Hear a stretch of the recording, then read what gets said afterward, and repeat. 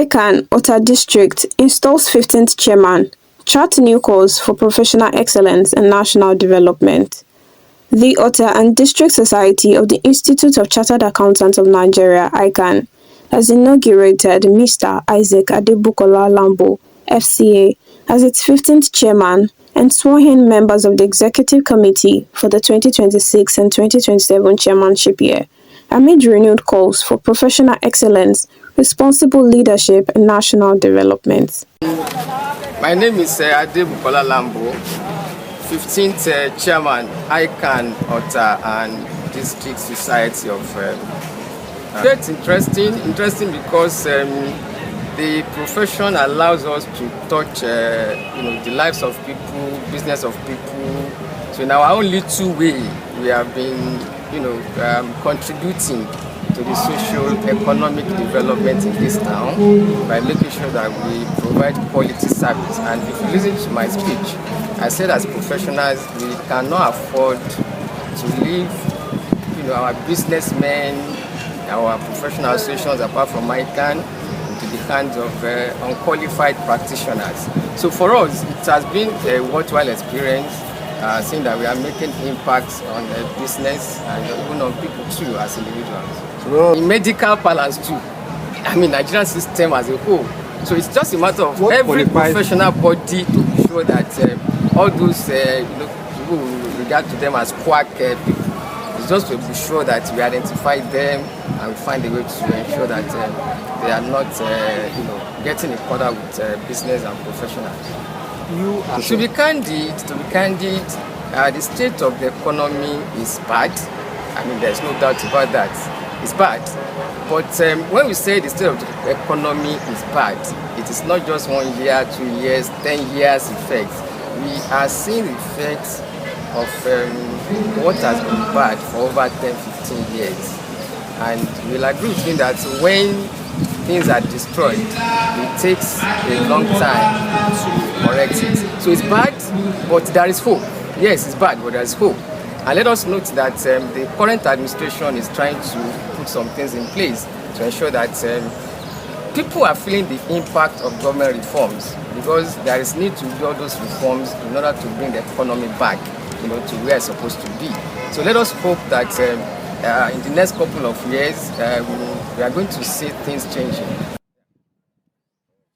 The investiture ceremony, which attracted accounting professionals, traditional leaders, public office holders, business executives, and stakeholders from across Ogun State and beyond, also featured the valedictory address of the immediate past chairman, Mr. Ganiyu Semiu, FCA, who reflected on the achievements recorded during his administration and expressed confidence in the future of the district society.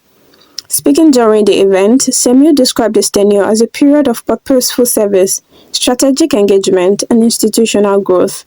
According to him, the district strengthened its visibility and influence through a series of courtesy visits and partnerships involving government agencies, corporate organizations, and professional bodies, thereby enhancing the image of ICAN and the accounting profession within the community.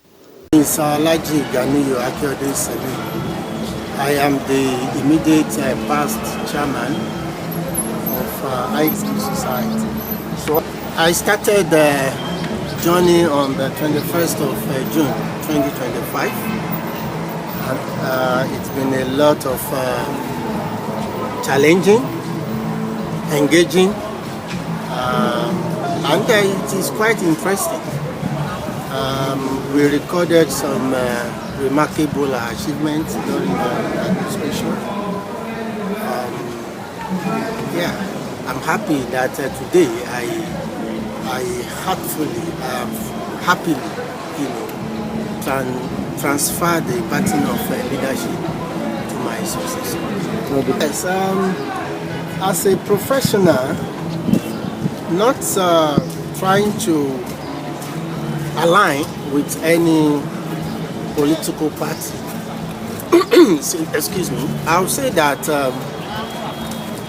the landscape has improved in the sense that quite some years now, you cannot do a simple budget in Nigeria, because when you do your budget within 24 hours, the whole indices has thrown your budget away. But now you can reasonably predict what will happen in the next 1 month, in the next 2 months. Yes, there will be changes, but the changes can still be predictable. And you can give reasons to your variance when you are looking at your budget versus, the actions. So in a sense, we can say that there is hardship, yes, but the economy has stabilized. And that is why I am saying that we can be able to make a prediction. You can budget, you can say in 2 months' time, in 3 months' time, I want to do this, I want to do that. So the former chairman noted that despite prevailing economic challenges, Nigeria's economy is showing signs of gradual stabilization. He, however, stressed that the nation requires prudent and accountable leadership capable of inspiring public confidence. The economy is moving forward compared to 2-3 years ago, but we are not yet there. Semiu maintained that economic reforms would yield greater results when leaders demonstrate sacrifice and align governance with the realities faced by ordinary citizens. Well, actually, the challenge is not to the ordinary Nigerians. The challenge is to our leaders. They need to show to the ordinary Nigerians that they mean business. You cannot projecting a contracting economy, whereas you are flamboyant in your spending. So this is where the anger of many Nigerians are coming from. Theoretically and from early point of view, we can say that the economy has stabilized, like I said before. But when we go to the market, we find majority of the people that belongs to the informal sector. They don't know exactly what indices people are using to measure the economy. But they see our leaders, the way they live. They live flamboyantly. You go to their houses, you see 3 cars, 20 cars, 10 cars. The question is, are we in the same economy?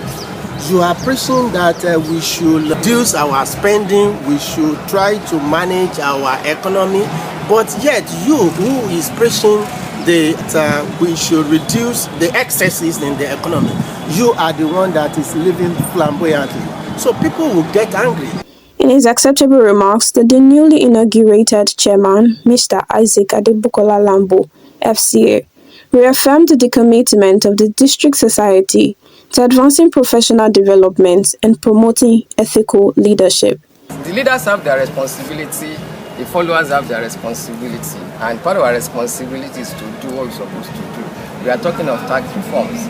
We as followers, if you need to pay tax, pay tax. You need to submit returns. Like I said in that my address, we want to see, people, business, doing things the way it should be done. As followers, we have an obligation to do, so we just need to do it. He described the accounting profession as a critical driver of economic growth, transparency, and institutional sustainability, emphasizing that accountants remain central to strengthening both public and private sector governance.